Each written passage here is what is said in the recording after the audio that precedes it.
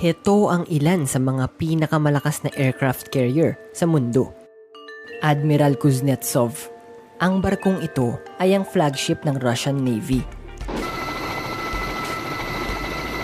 Isa itong Kuznetsov-class aircraft carrier na 305 meters ang haba. Ang tawag sa barko ng mga builders niya ay Heavy Aircraft Carrying Cruiser.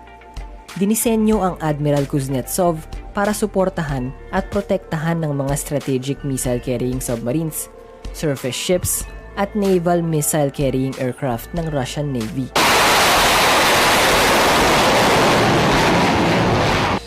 Imbis na gas turbines o nuclear power, gumagamit ang barkong ito ng mazout bilang fuel, kaya nakikita ang maitim na usok nito kahit sa malayo. Kaya nitong tumakbo sa bilis na 29 knots. 1,690 ang crew ng barko at meron itong 3,857 na kwarto. Nagkakarga ito ng 30 knots na aircraft.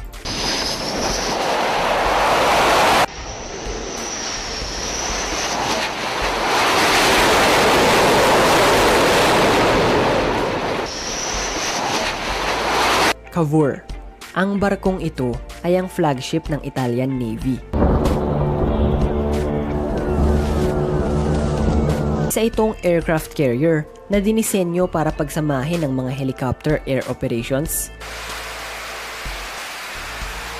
command and control operations, at transport ng mga military personnel at heavy vehicles. Meron itong haba na 244 meters. Kaya nitong tumakbo sa bilis na 29 knots. Pwedeng gawing vehicle hold ang hangar ng barko. Kasya dito ang 24 na main battle tanks o mahigit 50 na light vehicles. Pwede ring mag-operate ang Cavour bilang landing platform helicopter.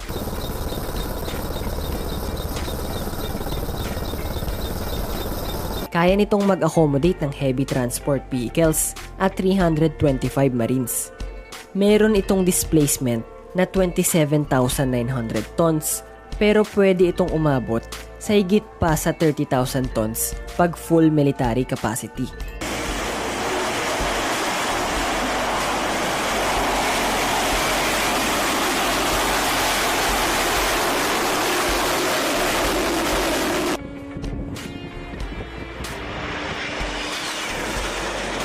HMS Queen Elizabeth. Ang barkong ito ay ang flagship ng Royal Navy ng United Kingdom. Kaya niyang magkarga ng 60 na aircraft. Ipinangalan ng barko bilang parangal kay Queen Elizabeth, isang dating reyna ng Britain. At this moment, as a royal... Dahil wala itong catapult o arrestor wires, dinisenyo ang barko para mag-operate ng mga aircraft na may BS-STOL capabilities. Kaya nitong magkarga ng 36 na eroplano at 14 na helicopters. Ang ilan sa mga defensive weapons nito ay ang Phalanx Close-In Weapon System para sa anti-aircraft at anti-missile defense at 30mm automated small caliber guns at miniguns para gamitin laban sa mga fast attack craft.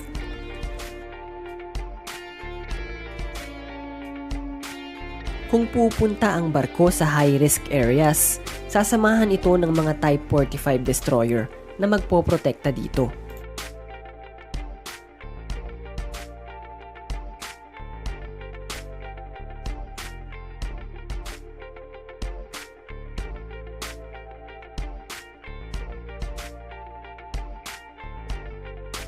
Charles de Gaulle. Ang barkong ito ay ang flagship ng French Navy. Ito ay ang unang nuclear-powered surface vessel ng France at ang natatanging nuclear-powered carrier na ginawa sa labas ng United States Navy. Ipinangalan ng barko sa French statesman at general na si Charles de Gaulle. aux côtés de leurs alliés. Nagkakarga ang barko ng mga EC-725 Caracal,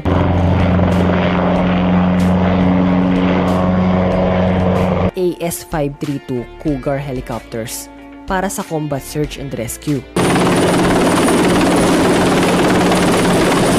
Meron din itong mga modern electronics at Aster missiles.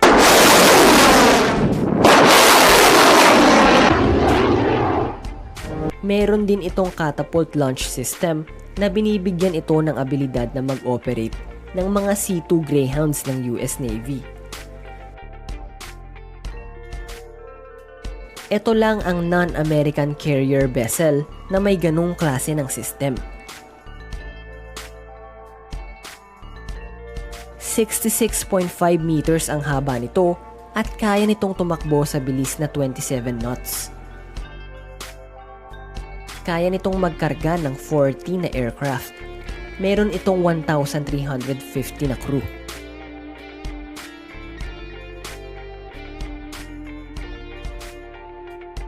USS Theodore Roosevelt.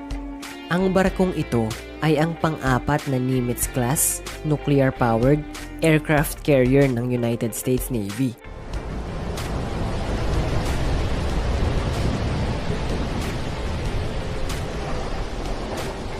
Ipinangalan siya kay Theodore Roosevelt, ang pang-26 na presidente ng US. Ang call sign ng carrier ay Rough Rider, ang nickname ng volunteer cavalry unit ni President Roosevelt noong Spanish-American War.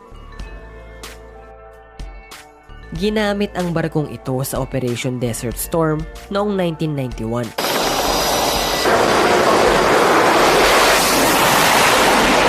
Ang USS Theodore Roosevelt ay ang unang aircraft carrier na inassemble gamit ang modular construction.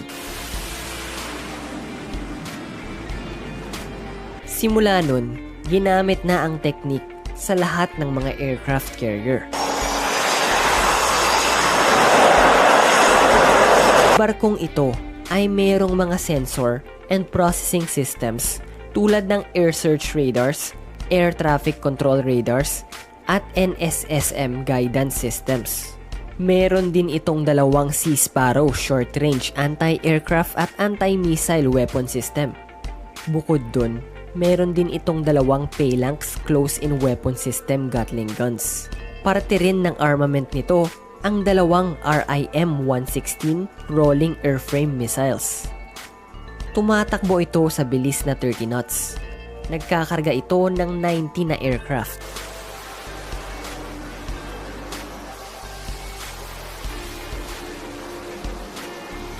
Liaoning. Ang barkong ito ay ang unang aircraft carrier ng China. Sinimulan itong gawin sa Ukraine noong 1985 pero hindi natapos ang construction nito dahil nag-collapse ang Soviet Union. Binili ng China ang barko kahit hindi pa tapos ang paggawa dito.